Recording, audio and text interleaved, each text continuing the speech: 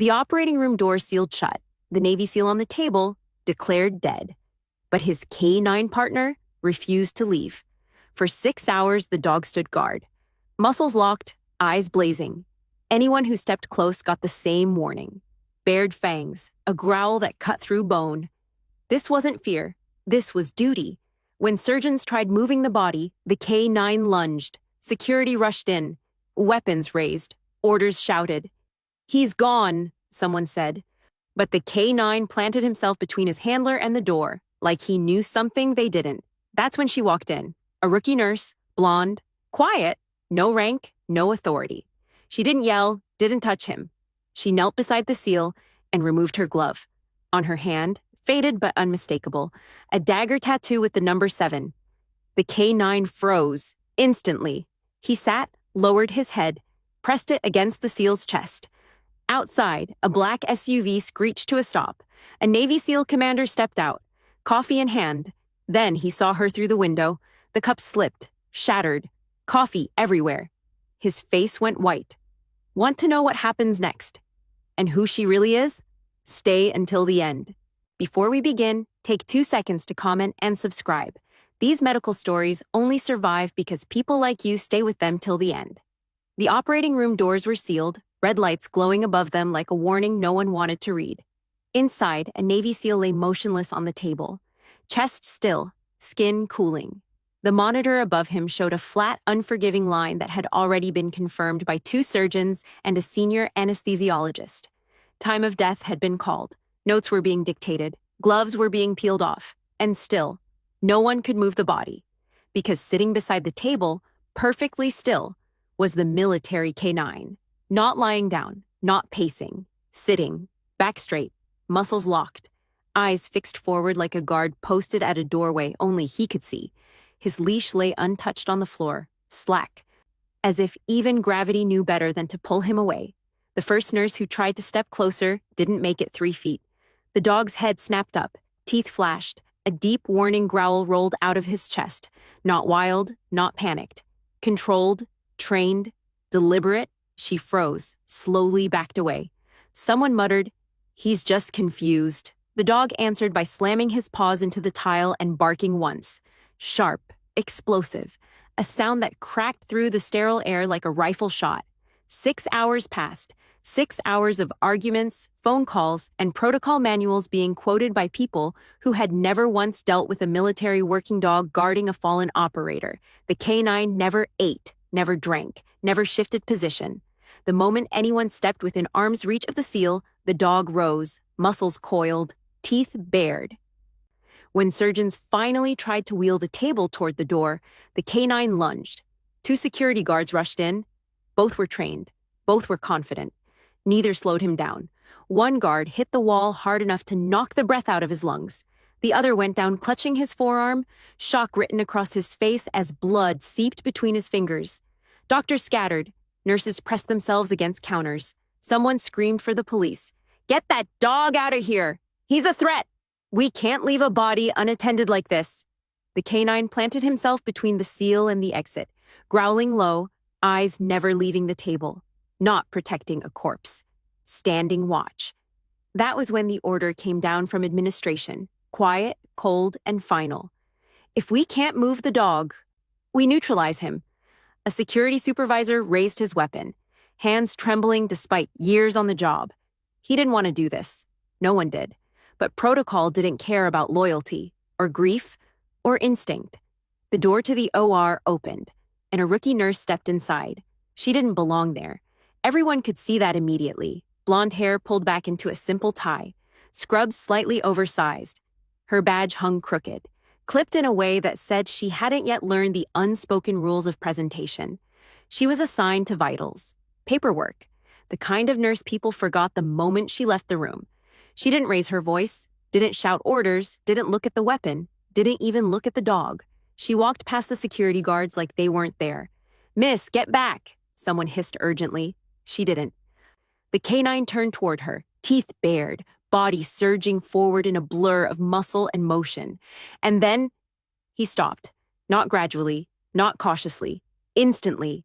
She knelt beside the SEAL, close enough that anyone watching held their breath, waiting for the moment the dog would strike. Instead, she reached down and removed her glove. On the back of her hand, faded but unmistakable, was a tattoo most people wouldn't recognize. A dagger. And beneath it, the number 7. The canine's entire posture changed. His ears lowered. His breathing slowed. He sat. Then, carefully, almost gently, he lowered his head and pressed it against the seal's side. The room went silent, not the awkward silence of uncertainty, the heavy silence of people realizing they had just misunderstood everything. One of the surgeons whispered, "What? What does that mean?" The nurse didn't answer. She wasn't looking at them. She was watching the monitor. Everyone else had written it off as interference earlier, a flicker, electrical noise, nothing worth noting. She stared at it longer than anyone else had. Then she leaned in closer, eyes narrowing, not with hope, but with calculation. Outside the hospital, a black SUV rolled to a stop. Another. Then another. The engines cut almost in unison. A Navy SEAL commander stepped out, coffee cup still in his hand, jacket unbuttoned, expression tight with urgency. He'd been briefed on the dog, on the delay, on the problem inside the OR. He was not prepared for what he saw when the doors opened. The K9 sitting at attention, the SEAL still on the table, and a woman kneeling beside him, glove off. The commander stopped walking. The coffee slipped from his hand. It hit the floor and shattered, dark liquid spreading across the tile. No one spoke. He didn't look at the dog, didn't ask about the body, didn't question the lockdown. His eyes were locked on the tattoo, and on the woman wearing it. Because he had seen that dagger before, in a place no one talked about, in a unit without names, in a war that officially never happened. Behind him, security waited for orders. Inside the OR, the nurse finally spoke. Not loudly, not dramatically. "Give me 2 minutes," she said, "and don't touch him." A surgeon started to object, then stopped when he realized the commander had raised his hand. The monitor flickered again. This time, it didn't stop, and as the line twitched, just barely enough to make one exhausted doctor suck in a sharp breath, the K9 lifted his head. Eyes locked on the nurse like he had been waiting for her all along. The commander took one step forward, and that's when everything they thought they knew about the rookie nurse and the SEAL on the table began to unravel. The monitor didn't scream. It didn't blare alarms or flash warnings. It simply twitched. A tiny, uneven pulse rippled across the flat line, so subtle that 3 people in the room missed it completely. One anesthesiologist noticed and shook his head, already dismissing it as artifact. Another surgeon turned away, reaching for the chart to confirm what had already been written. But the rookie nurse didn't move. She leaned closer, eyes locked on the screen, jaw tightening just slightly. Not hope, not panic, recognition. The K9 lifted his head at the same moment, not barking, not growling, watching. "I need suction," the nurse said quietly. The words cut through the room sharper than any shouted command. A junior resident looked around, confused, then glanced at the commander standing just inside the doorway. The commander didn't speak. He simply nodded once. Suction was passed. The nurse adjusted the SEAL's head position by a few centimeters, an angle so precise it looked accidental to anyone who didn't know better. Her fingers pressed gently along the side of his neck, counting silently. 2 seconds. 3. "There," she murmured. The pulse flickered again, stronger. One surgeon swore under his breath and leaned in. "That's impossible. He's been down too long." She didn't argue. She checked the pupils, the skin tone, the temperature, details most people stopped caring about after time of death had already been declared. "He's not gone," she said. "He's locked." "Locked," another doctor snapped. "That's not a diagnosis. It is where he comes from." No one knew what to say to that. The K9 stood and repositioned himself closer to the table, body aligned with the SEAL's torso, ears forward, not anxious. Ready. The nurse reached for a syringe. A senior surgeon grabbed her wrist. "You are not authorized." She met his eyes for the first time, and something in her expression made him let go. Not fear, not defiance, certainty. "This isn't a hospital problem," she said evenly. "It's a battlefield shutdown, induced, trained. He did it to survive." The room went still. The commander stepped closer now, close enough that the smell of antiseptic mixed with the faint scent of coffee still clinging to his uniform. His gaze moved from the SEAL's face to the nurse's hands, then to the tattoo again. "SEAL Team 7, he said quietly. She didn't look at him. She injected. The monitor jumped. Once. Twice. A ragged, shallow breath pulled itself into the SEAL's chest like air being dragged through broken glass. A sound half the room would remember for the rest of their lives. One of the surgeons staggered back, hand over his mouth. "Oh my God!"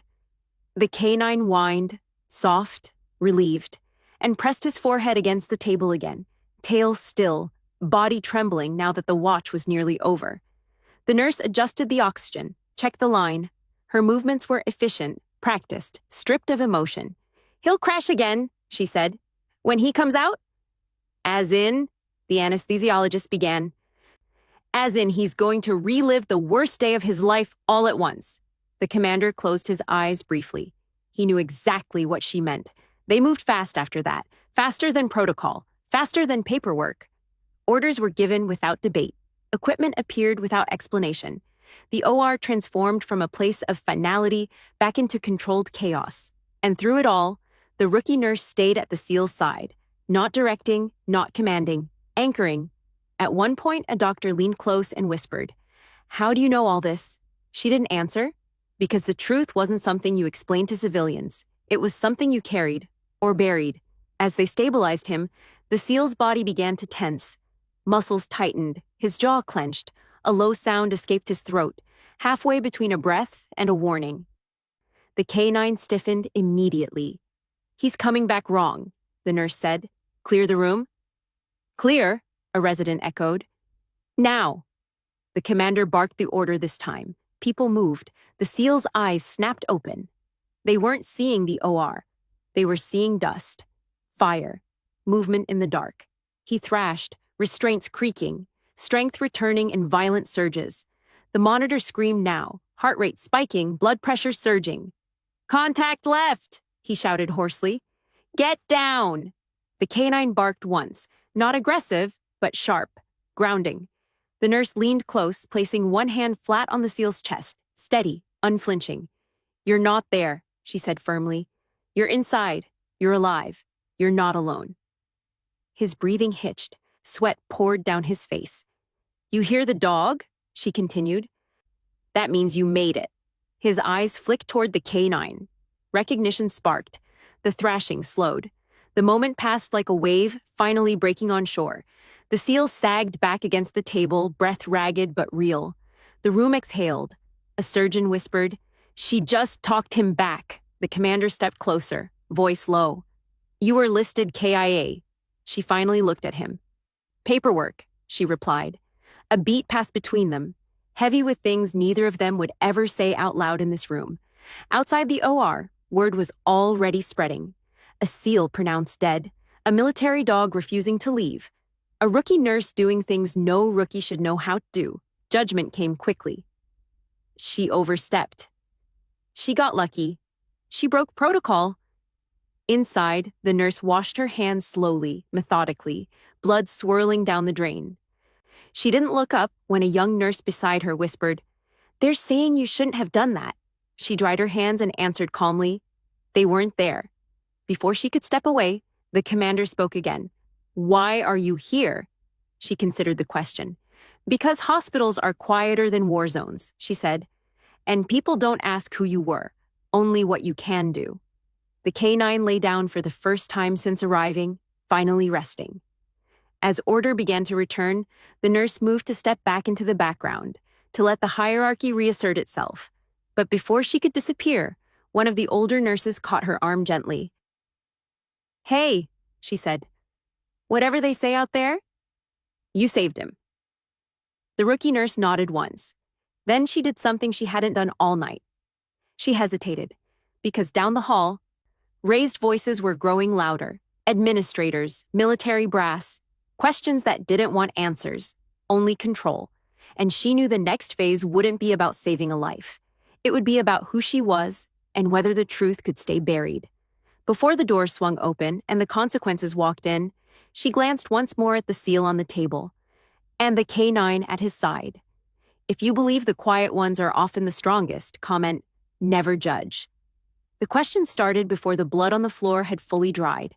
They came in clipped sentences and controlled tones, spoken just outside the operating room by people who wore authority the way others wore uniforms. Hospital administration, legal, military liaison officers, who didn't introduce themselves and didn't need to. The rookie nurse heard them all without turning around. She stood at the sink, washing her hands for the third time, methodical, slow. Red swirled down the drain and vanished.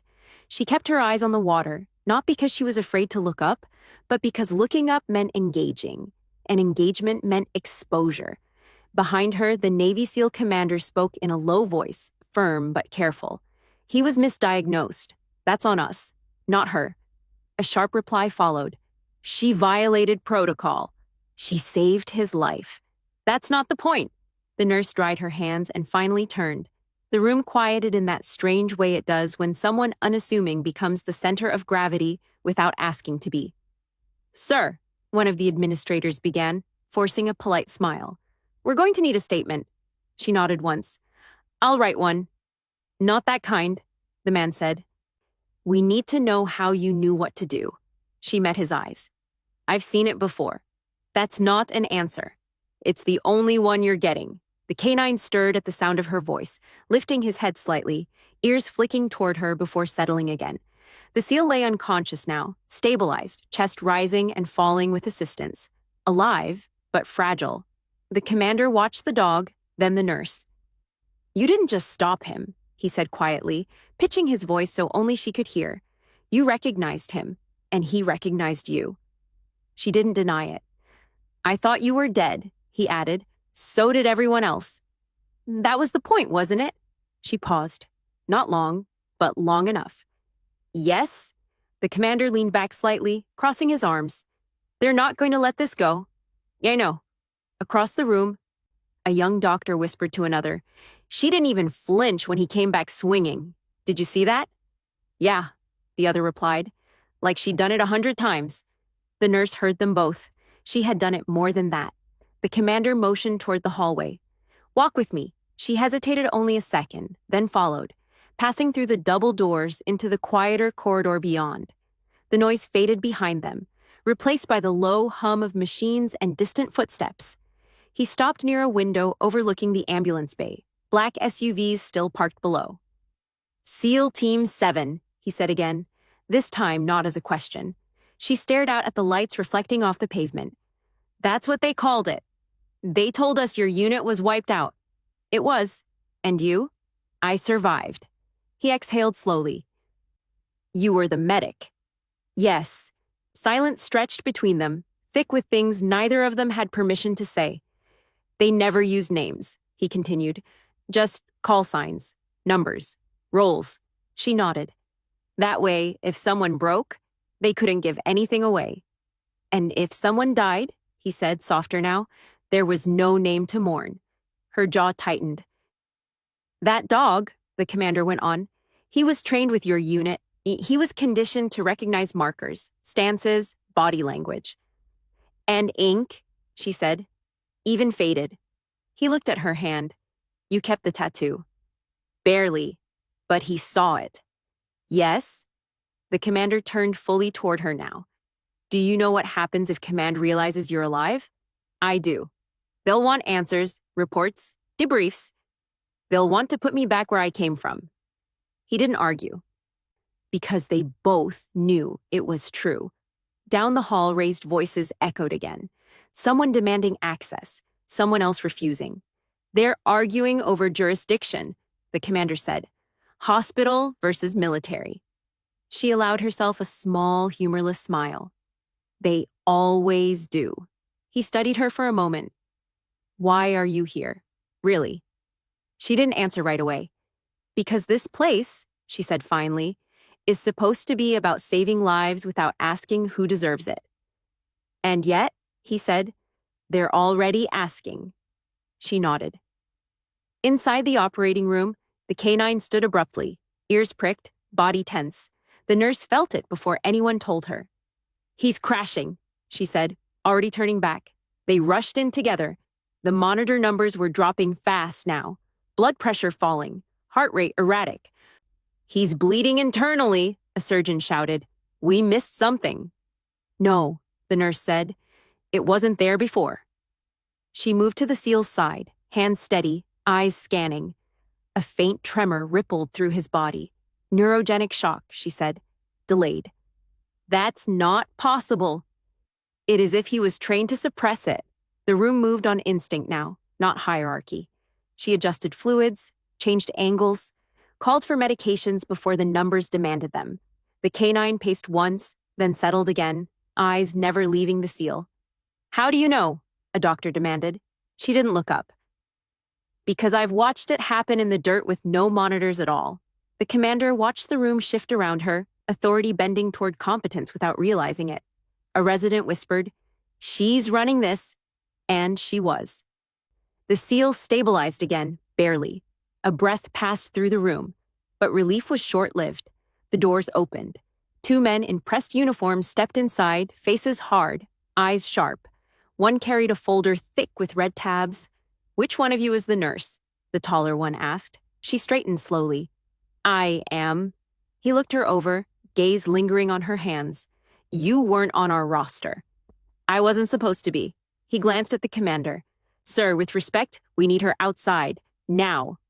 The commander didn't move. Sir, the man pressed. She stays, the commander said flatly. This is a classified situation. So is she. The man's eyes narrowed. Do you know who she is? Yes, the commander replied. And so do you. The silence that followed was heavy. The nurse met the man's gaze calmly. If you pull me out now, she said, he dies. A beat. Another.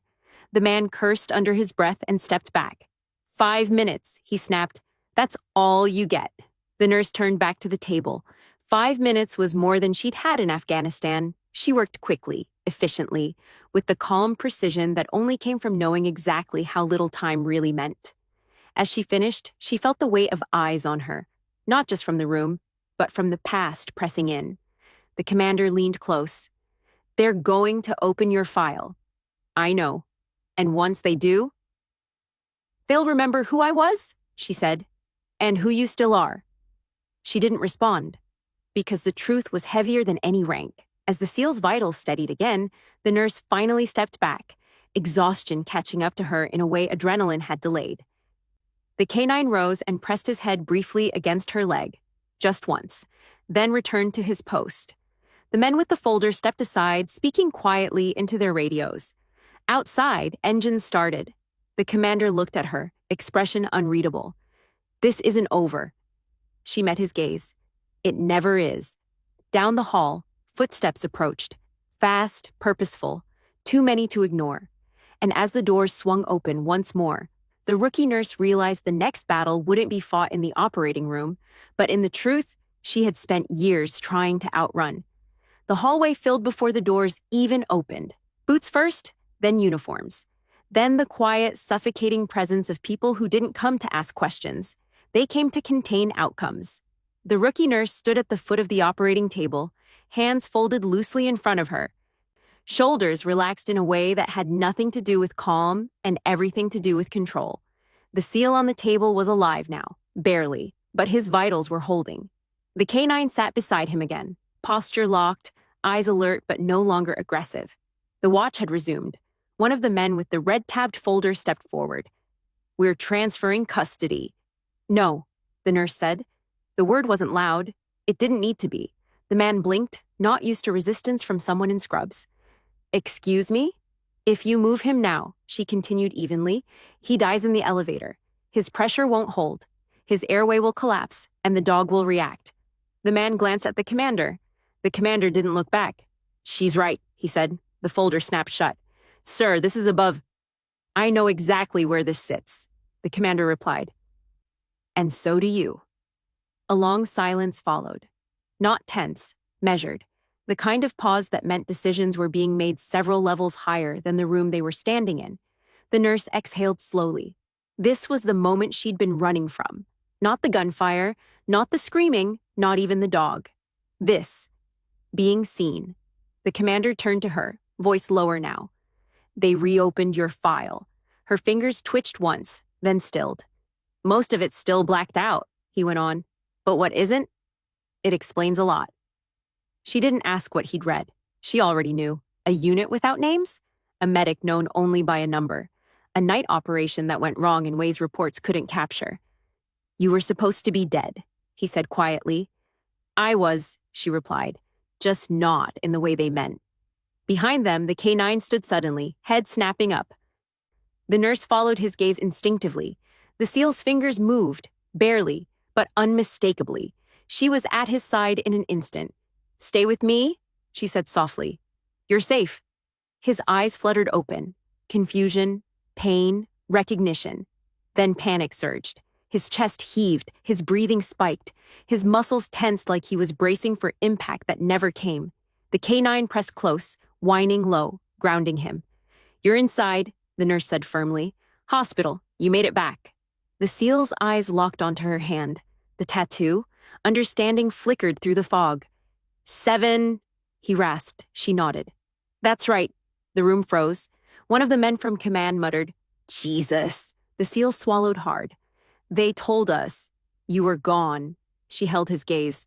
They were wrong. A weak breath escaped him. Half laugh, half disbelief.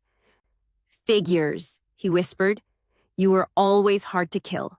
She almost smiled. Almost. The commander cleared his throat. He needs to stay here. 24 hours minimum. That's unacceptable, one of the suits snapped. Then accept this, the commander shot back. If he dies under your watch after she warned you, it's on you. Another silence. Finally, a curt nod. Fine, the man said, but she comes with us after. The nurse didn't react. She already knew the cost. Hours passed. The adrenaline faded. The hospital returned to its usual rhythm, unaware of how close it had come to becoming a battlefield. The SEAL stabilized fully, just before dawn. When the sun began to creep through the high windows, the K9 finally lay down for real, resting his head on his paws. Duty fulfilled. The commander approached the nurse one last time. They want you back, he said quietly. Officially, she looked at the dog, at the SEAL, at the place she'd chosen because it was supposed to be ordinary. I can't, she said. Why? Because if I go back, she answered, I stop being useful here. And here, people still need saving. He studied her for a long moment. Then, without ceremony, he straightened and saluted. Not sharply, not for show. A small, private acknowledgement. For what it's worth, he said, we never forgot what you did. She nodded. I didn't do it for that.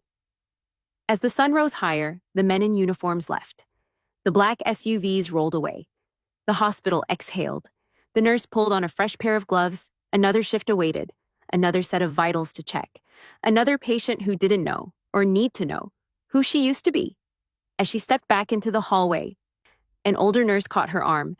You okay? She asked gently. The rookie nurse considered the question, then nodded. Yeah. The K9 lifted his head as she passed, tail thumping once against the floor. Just once. She paused long enough to meet his eyes. Good work, she said quietly. He watched her go. By the time most people arrived for their morning appointments, the story had already faded into rumor. A dangerous dog, a dead SEAL who wasn't, a nurse who shouldn't have known what she knew. And maybe that was for the best, because the strongest heroes don't stay visible. They blend in, they keep working, they save lives quietly, over and over again. And if you stayed with this story till the end, if stories about loyalty, sacrifice, and unseen courage still matter to you, please subscribe. These stories don't survive on algorithms alone. They survive because people like you choose to listen.